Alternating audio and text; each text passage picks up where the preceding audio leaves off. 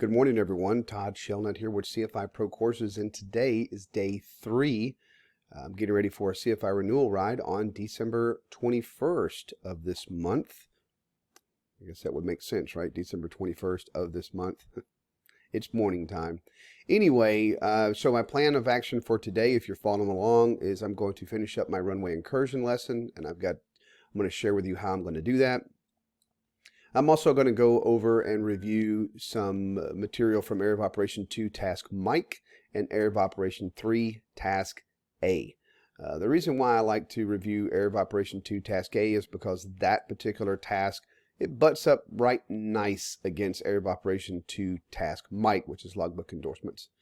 And I see that there's definitely going to be some questions that's going to be on the exam that's going to be pulled from there. So I'm going to go ahead and do a once-over review on that. Now, one of the things that I do have is I have a couple of examiners that are helping me to review. And this is really great because they dig that I dig this. And so when I reached out to a few yesterday and I'm like, hey, is it possible that you and I could do like a video recording and you could just ask me some questions, or let me just tell you how I'm going to do this and you just tell me, what you see and what you don't see and what you like to see. So stay tuned for that. That's coming this week. It's going to start tomorrow night. It's my first session. It's not going to be a live session, but it will be, we'll post the recording after it's all done. So today we're just going to take a look at those 3 items. I'm going to finish up my runway incursion lesson, hopefully. If not, I have all week, but I want to make sure that really pops before I go to the check ride. And we're going to talk about logbook endorsements and the Area of Operation 3 Task A. So let's go ahead over and let's look at my plan for finishing up the runway incursion lesson. Okay, so what I'm looking at is my runway incursion lesson. And one of the things that when it goes into making a lesson plan is that the Aviation Instructor's Handbook states that the lesson plan must be a single course of action. It must be just a one-time seating thing. So in other words, if my lesson plan runs long, it can't be a 4-hour lesson or a 5-hour lesson. It has to be something that's very manageable within a single time. And I forget the exact wording that it has in the handbook, but it says it must be able to be presented in a reasonable amount of time. So in other words, I cannot create a lesson that is going to be several hours long. I have to keep it really kind of tight and concise. So as I stated yesterday, my goal is to make this a very fluid scenario and just kind of walk through the whole entire process. As I told you yesterday about how I break down the area of operation from the PTS, I'm going to do the same thing here, except I'm just going to lay it out how I'm going to talk about it. So if we go over to the PTS, of course, the very first one, like I said, is I'm just simply going to be talking about what a runway incursion is and why we have to know about runway incursions. That's basically number 1. But for these, I'm simply just going to take each sentence and I'm going to break it down what I need to know, and I'm going to make a teaching moment out of every one of those. Like for instance, on number 2 here, procedures for appropriate flight deck activities, including, during taxiing, including taxi route planning. So I want to first talk about flight deck management and or flight deck activities, and then taxi route and planning. So I want to talk about how do I plan my taxi route, and then I want to talk about how I'm going to brief the location of a hotspot. And when do I do that, and how do I do that?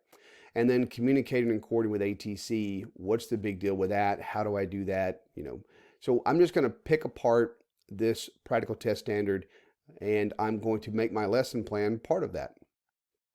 Now, here's the deal. Once I go through here and I start laying all this stuff out, the biggest problem is going to be where you don't make your runway incursion lesson some obscene amount of time. Meaning that when I teach this in real life, it may actually be an hour to 2 hours. And sometimes on check rides, you just don't have that much time, especially if you're doing this on a CFI initial check ride. The examiner's not going to sit there and listen to an hour and a half, 2-hour lesson off runway incursions. So it has to be something that is understood that if you're going to present it to a private pilot person, it's just a once over. So you're not looking for an extensively large amount of coming out of the ground portion and them just being a master at runway incursions. You're simply just having to understand that as you're teaching this, you're teaching it to three potential candidates, like we talked about yesterday, the private, the instrument, and commercial. So if I'm teaching this to a private person, there's going to be a lot of things that they already know about. So like, for instance, when I get to an airport diagram, they probably will already have seen an airport diagram. I want to make that part of my conversation.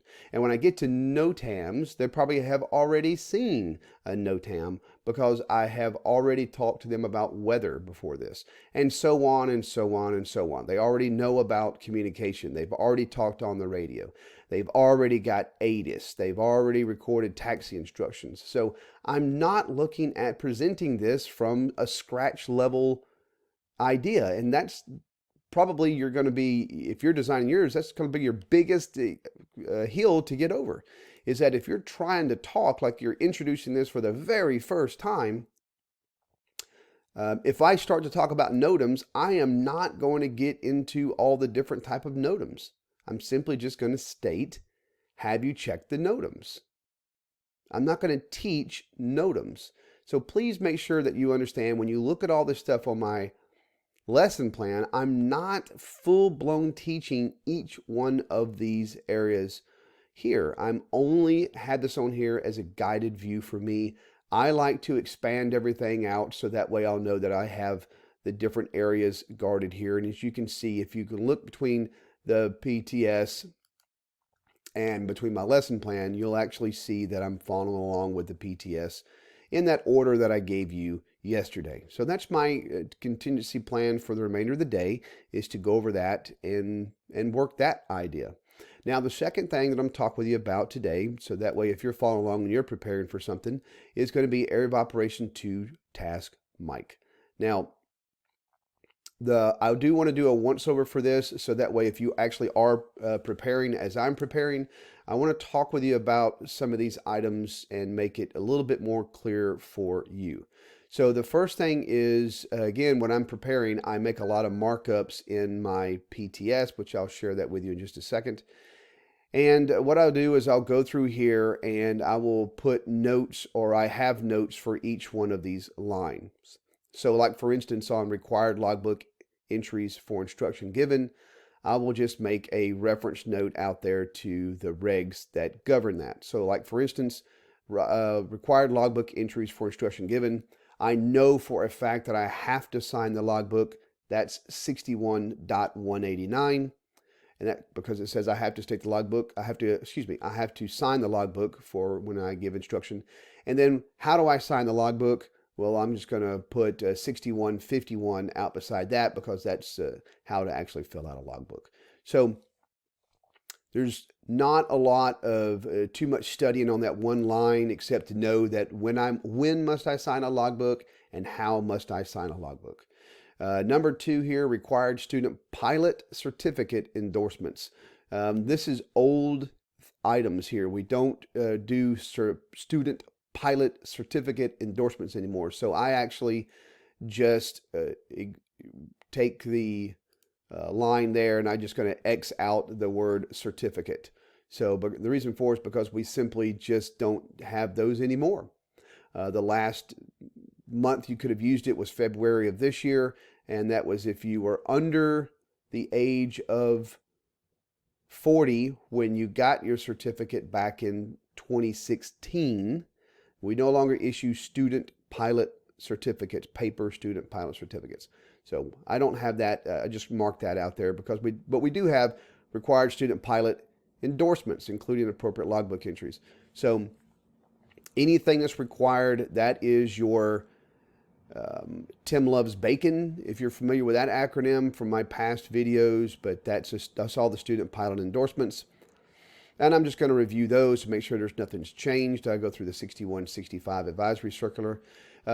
Preparation of a recommendation for a pilot practical test, including appropriate logbook entry.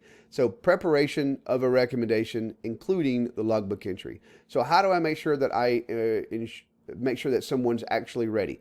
I'm going to stop here just a second because I want to go back over to another task, which is Area of Operation 3 Alpha. So here's Area of Operation 3, Task Alpha, Certificates, Endorsements, and it says to determine that the applicant exhibits instructional knowledge of the elements related to certificates and documents by describing the training requirements for the issuance of a recreational, private, and commercial pilot certificate. So the training requirement.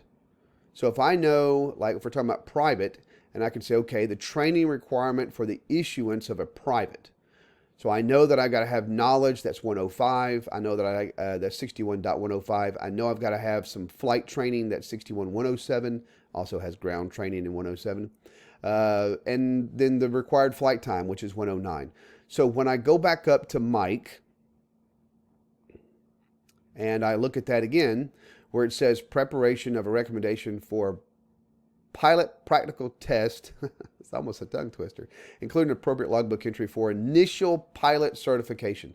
So I just want to make sure that, one, I know how to audit everything and to make sure they're ready. So if I have a private pilot coming to me, I'm going to say, all right, in accordance with 103, I'm going to go down the list, and I'm going to make sure that I can give this person a recommendation that they meet all the requirements. And then I'll go to 105. Do they have all their ground knowledge logged?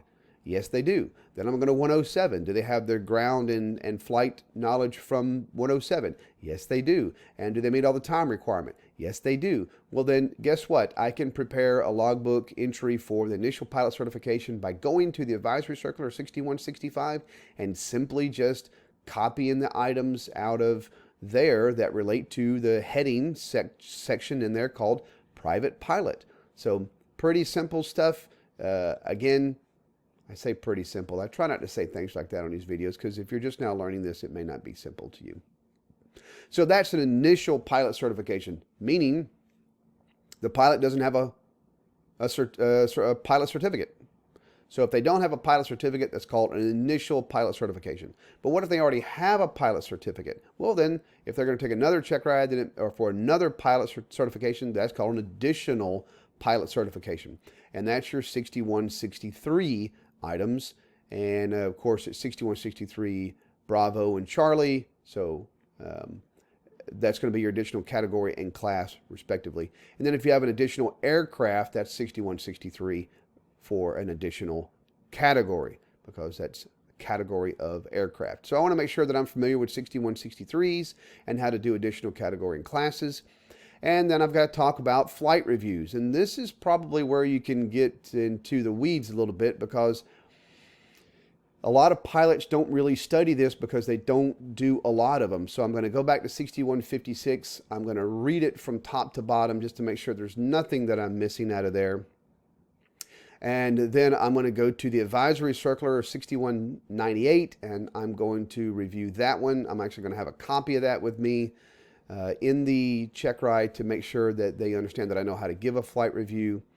And that's that. And then I'll go to advisory circular 6165 and show them that I know how to endorse the person. And what if they don't meet the standards? Then what do I do then? And then lastly is required flight instructor records. So we go back to 61.189, and it states that I'm required to keep certain records for the FAA. And those records are any knowledge tests that I've endorsed someone for, the results, and then if I've given anybody a solo endorsement, any of the solo endorsements. So any endorsement that allows someone to solo. That's not just the 6187 November.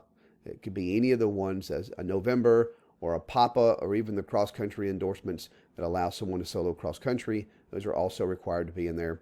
And I must keep those for 3 years.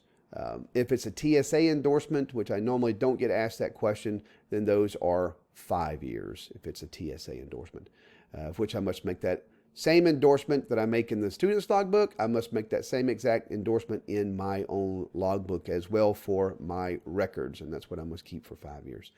And so that's what I'm going to do today. And then again, the lastly is this here, where it simply just talks about the training requirements for those, the privileges. So for a student pilot, it's 6189.